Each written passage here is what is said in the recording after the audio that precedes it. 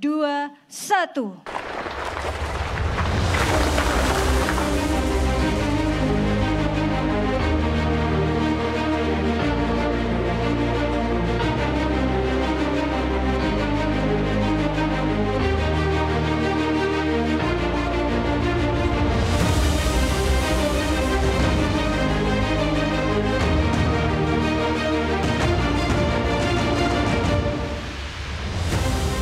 Presiden Joko Widodo meresmikan produksi smelter tembaga single line terbesar di dunia milik PT Freeport Indonesia, anggota dari Mine ID yang berlokasi di Java Integrated Industrial and Port Estate atau JIPE Gresik, Jawa Timur.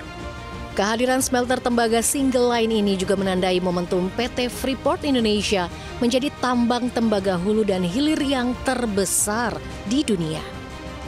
Dalam sambutannya, Presiden Jokowi menyebut salah satu pekerjaan terberat dirinya selama 10 tahun menjabat sebagai Presiden Republik Indonesia adalah mengajak para pelaku usaha, khususnya di bidang pertambangan untuk turut berkontribusi dalam hilirisasi minerba, salah satunya melalui pembangunan smelter. Pasalnya, anggaran yang dibutuhkan untuk membangun smelter di tanah air tidaklah kecil.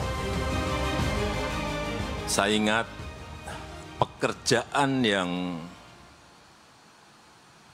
berat dan melelahkan selama saya menjabat sebagai presiden selama 10 tahun ini adalah mengajak perusahaan pertambangan untuk membangun smelter.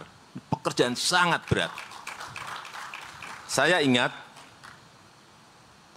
sampai di 2017 kita bernegosiasi, saya dengan Pak Richard, untuk sepakat membangun smelter di Gresik ini. Itu pun masih alot sekali negosiasinya, alot sekali. Karena saya tahu memang ini adalah investasi yang tidak kecil. 56 triliun itu bukan uang yang kecil, uang yang gede banget. Namun selesai dan beroperasinya smelter tembaga single line terbesar di dunia ini menjadi pertanda komitmen dari PT Freeport Indonesia dan Mine ID untuk mendukung hilirisasi mineral, khususnya tembaga, sehingga memberikan nilai tambah bagi mineral mentah di tanah air.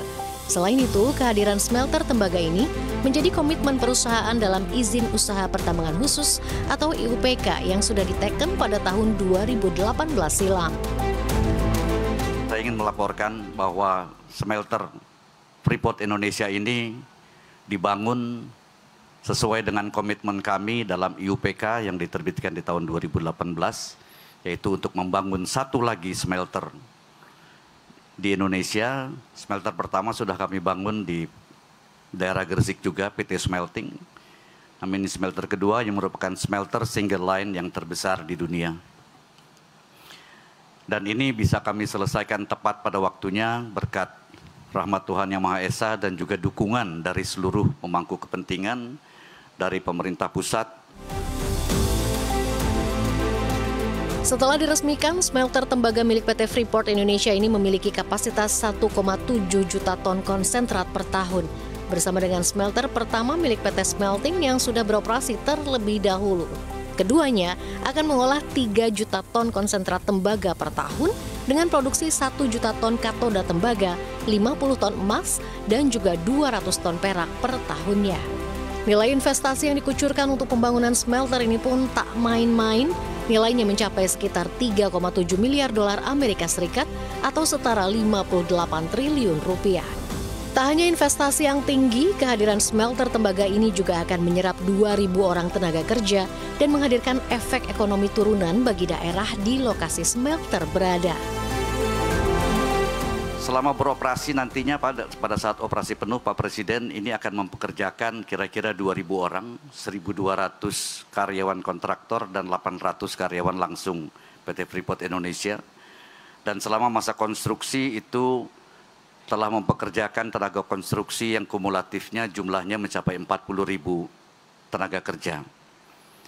Dan proyek ini saya masih ingat Pak Presiden melakukan pemancangan tiang pertama di lokasi sini pada bulan Oktober tahun 2021. Jadi 3 tahun kurang 4 bulan kita bisa menyelesaikan proyek ini, Pak. Karena proyek ini sebenarnya sudah selesai di akhir bulan Juni. Selain memberikan dampak ekonomi ke daerah, kehadiran smelter tembaga milik PT Freeport Indonesia ini juga memberikan nilai tambah kepada penerimaan negara. Presiden Joko Widodo memperkirakan penerimaan negara dari PT Freeport Indonesia bisa tembus 80 triliun rupiah dari dividen, royalti, pajak penghasilan, PPh badan dan karyawan, pajak daerah, hingga bea keluar. Iseng-iseng saya berhitung, berapa sih revenue-nya berapa, dan paling penting buat kita, buat Presiden adalah penerimaan negara baik pusat dan di daerah seperti apa. Hitung-hitungan saya, penerimaan negara masuk kira-kira 80 triliun rupiah dari PT Freeport Indonesia. Baik berupa dividen, royalti, PPh badan, PPh karyawan, pajak untuk daerah, biaya keluar, pajak ekspor, semuanya. Kira-kira angkanya seperti itu. Ini angka yang sangat besar sekali. Ini kalau hanya satu perusahaan.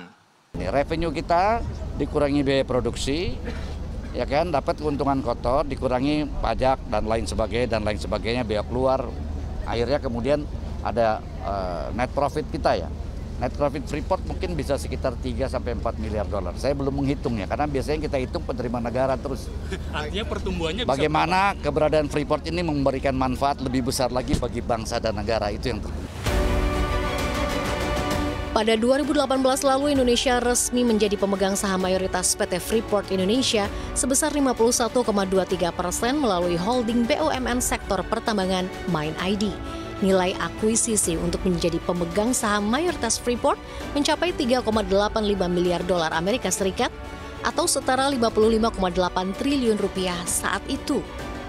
Akuisisi ini menandai peningkatan kepemilikan Indonesia di PT FI dari semula hanya 9,36%, selebihnya 48,77% dimiliki oleh Freeport-McMoRan.